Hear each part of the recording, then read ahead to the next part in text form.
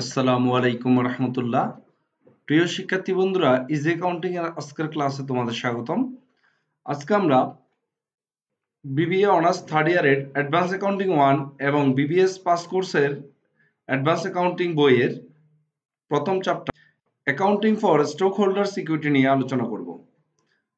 আমাদের আজকের class number হচ্ছে 8, অর্থাৎ এর আগে আমরা আরো 7টি ক্লাস নিয়েছিলাম এই চ্যাপ্টারের উপর।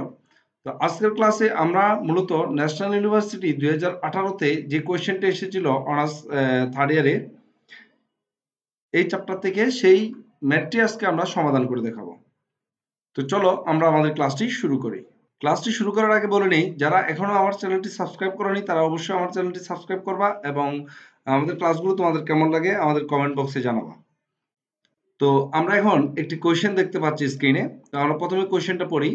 The stockholder security accounts of Shihab Corporation on January 1, 2017 were as follows। অর্থাৎ এখানে আমাদের জানুয়ারি 1 তারিখে 2017 সালের শিহাব কোম্পানির স্টক হোল্ডার ইকুইটি অ্যাকাউন্টস গুলো দেওয়া আছে। প্রথমে বলা আছে কমন স্টক টাকা 20 পার ভ্যালু 60,000 শেয়ার ইস্যুড। অর্থাৎ কমন স্টক আছে 20 টাকা পার ভ্যালু, 60,000 শেয়ার ইস্যু করা হয়েছে, 12 লক্ষ টাকা দাম। Paid of capital in excess of par value আছে আমাদের 2 লক্ষ টাকা এবং রিটেন আর্নিংস দেওয়া আছে 6 লক্ষ টাকা। নিচে আমাদের কিছু ট্রানজাকশন দেওয়া আছে তারিখ অনুযায়ী।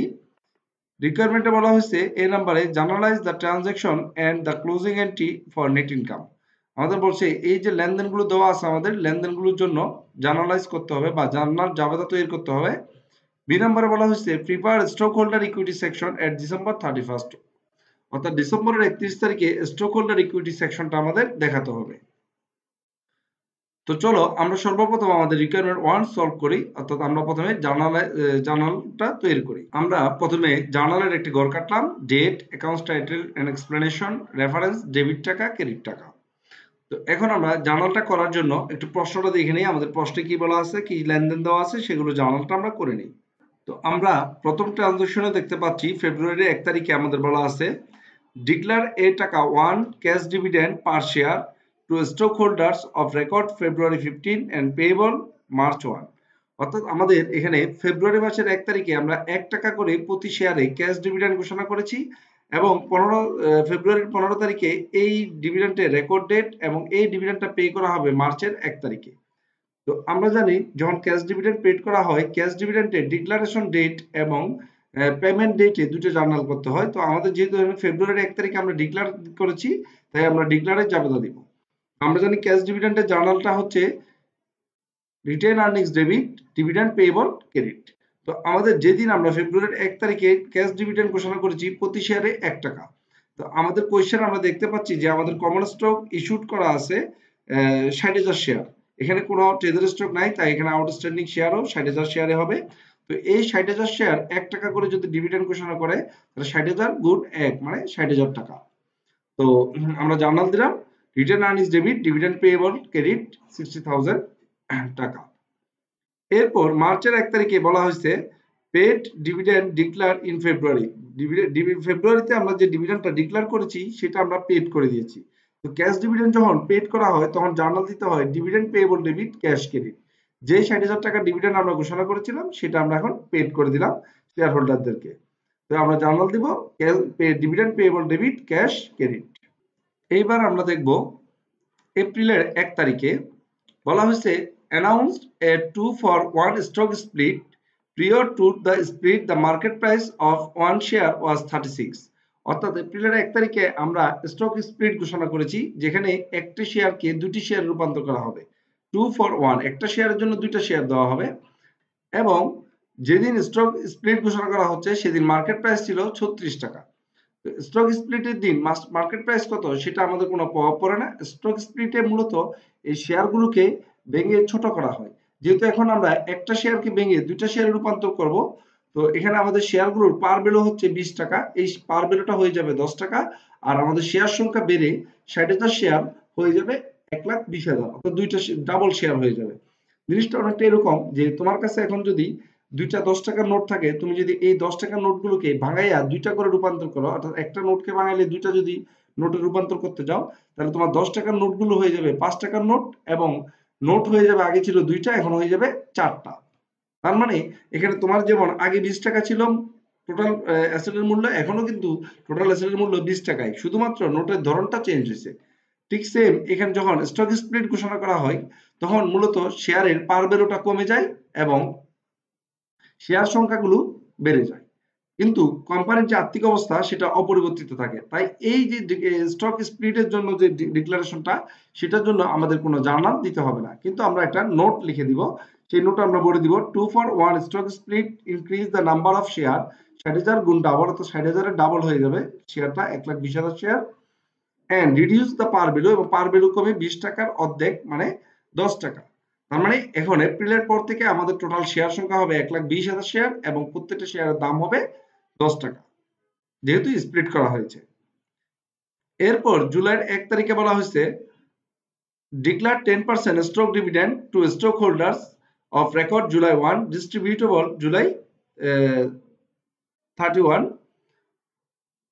আচ্ছা, issued the share and stock dividend. অর্থাৎ আমরা জুলাই মাসের 1 তারিখে 10% স্টক ডিভিডেন্ড ঘোষণা করেছি, সেই স্টক ডিভিডেন্ডটা জুলাই মাসের 31 তারিখে পেড করে দেওয়া হবে বা ইস্যু করে দেওয়া হবে শেয়ার হোল্ডারদেরকে।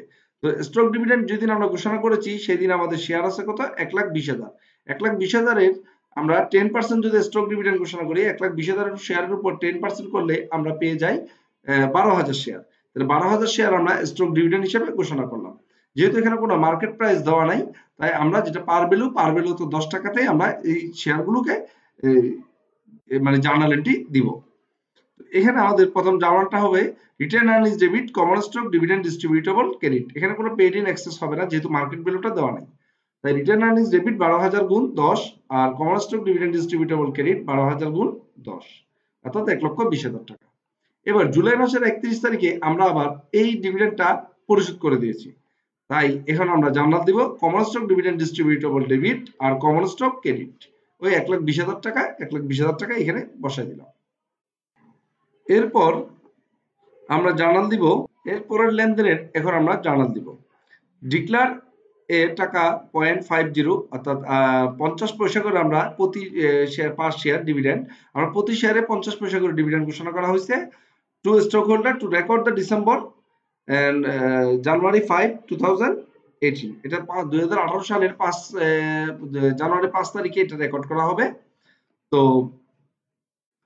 এখানে আমাদের যেহেতু ডিভিডেন্ড ডিক্লেয়ার করা হয়েছে 50 পয়সা করে, এখন আমাদের দেখতে হবে যে আমাদের টোটাল বাজারে শেয়ার সংখ্যা কত, সেই শেয়ার সংখ্যার উপর ভিত্তি করে আমরা ডিভিডেন্ডটা ঘোষণা করব।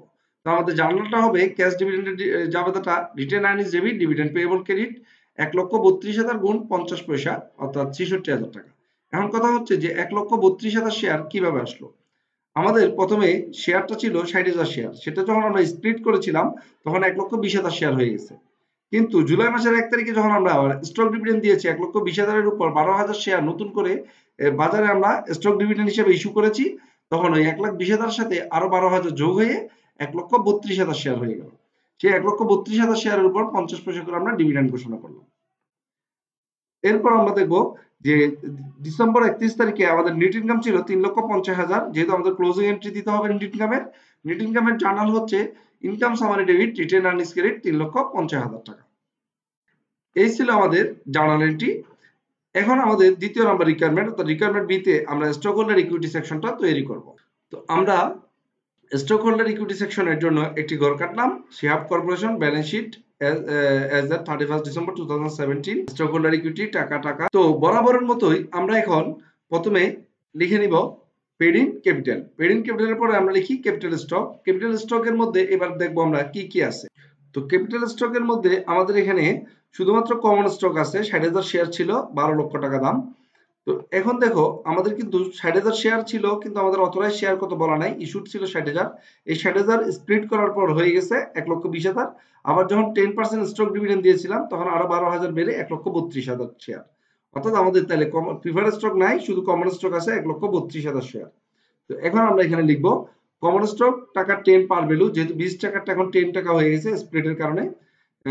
শেয়ার অথরাইজড, এটা কত অথরাইজড আমরা জানি না, তাই আমরা খালি রাখলাম 1,32,000 শেয়ার ইস্যুড এন্ড আউটস্ট্যান্ডিং। তাহলে এবার 1,32,000 শেয়ারের সাথে 10 গুণ করলে 13,20,000 টাকা চলে আসবে। যেহেতু আমাদের ট্রেডার স্টক নাই, তাই ইস্যুড এবং আউটস্ট্যান্ডিং একই। তো আমরা এখানে যেহেতু প্রিফার্ড স্টক নাই, তাহলে আমাদের টোটাল ক্যাপিটাল স্টক হচ্ছে 13,20,000 টাকা। এবার এই 13,20,000 টাকার সাথে আমরা এডিশনাল পেড ইন ক্যাপিটাল যোগ করব। তো এখানে এডিশনাল পেড ইন ক্যাপিটাল ছিল 2 লক্ষ টাকা। আমরা নতুন করে কোনো এডিশনাল পেড ইন ক্যাপিটাল পাইনি, কারণ স্টক ডিভিডেন্ডের সময় কোনো এডিশনাল পেড ইন ক্যাপিটাল আসেনি। তাই এডিশনাল পেড ইন ক্যাপিটালের ক্ষেত্রে আমরা শুধু in excess of par value common stock 2 লক্ষ টাকায় লিখে দিব। যেহেতু এখানে প্রিফার্ড স্টক নাই এবং ট্রেজারি স্টকের কোনো এডিশনাল পেড ইন ক্যাপিটাল নাই, তাই সরাসরি এটাই বসাই দিব আমরা। Total additional paid in capital 2 lakh টাকা। যোগ করার পর আমাদের টোটাল পেড ইন ক্যাপিটাল হচ্ছে 15,20,000 টাকা। এটার সাথে আমরা এবার রিটেন আর্নিংস যোগ করব। রিটেন আর্নিংসটা কিভাবে আসলো এখানে একটু দেখো, যে আমাদের রিটেন আর্নিংস ছিল 6 লক্ষ টাকা, আমরা লিখলাম 6 লক্ষ টাকা। যখন আমরা এখানে নেট ইনকাম অ্যাডজাস্ট করেছি 3,50,000 টাকা, তাই রিটেন আর্নিংস এর সাথে 3,50,000 টাকা নেট ইনকামটা আমরা যোগ করে দিলাম। এবার আমরা প্রথমে যখন শেয়ারটা ডিভিডেন্ড ডিক্লেয়ার করেছিলাম, ক্যাশ ডিভিডেন্ড 1 টাকা করে, তখন শেয়ার ছিল 60,000। তো 60,000 টাকার সাথে আমরা রিটেন আর্নিংস ডেবিট করেছিলাম জাবেদায়, সেই 60,000 টাকা আমরা বিয়োগ করব। তারপর যখন আমরা স্টক ডিভিডেন্ড ঘোষণা করেছিলাম 12,000 শেয়ার, সেই 12,000 শেয়ার 10 টাকা করে 1,20,000 টাকা রিটেন আর্নিংস ডেবিট হয়েছিল। এবং পরবর্তীতে যখন আমরা 50 পয়সা করে ক্যাশ ডিভিডেন্ড ঘোষণা করেছিলাম, সেখানেও রিটেন আর্নিংস ডেবিট হয়েছিল 66,000। তাহলে এবার 6 লাখের সাথে নেট ইনকামে 3,50,000 যোগ করে ডিভিডেন্ড গুলো যখন আমরা বাদ দিব, তখন আমরা রিটেন আর্নিংসটা পেয়ে যাব 7,04,000 টাকা। এবার পেলাম আমরা total paid in capital and retained earnings 22,24,000 টাকা। যেহেতু এখানে ট্রেজারি স্টক নাই, তাই আমাদের total capital stock holder equity হচ্ছে 22,24,000 টাকা। এই ছিল আমাদের আজকের ক্লাস। তো আমাদের ক্লাসটি কেমন লাগলো তোমরা অবশ্যই আমাদেরকে জানাবা, এবং আমরা ধারাবাহিকভাবে ন্যাশনাল ইউনিভার্সিটির যে বাকি প্রশ্নগুলো আছে সেগুলো আমরা সমাধান করে দিতে চেষ্টা করবো ইনশাল্লাহ। তো সবাইকে ধন্যবাদ আমাদের ক্লাসটি দেখার জন্য, এবং আমাদের যে অন্যান্য ক্লাসের লিঙ্কগুলো ডেসক্রিপশন বক্সে দেওয়া থাকবে, তোমরা এখান থেকেও দেখে নিতে পারো। ধন্যবাদ সবাইকে।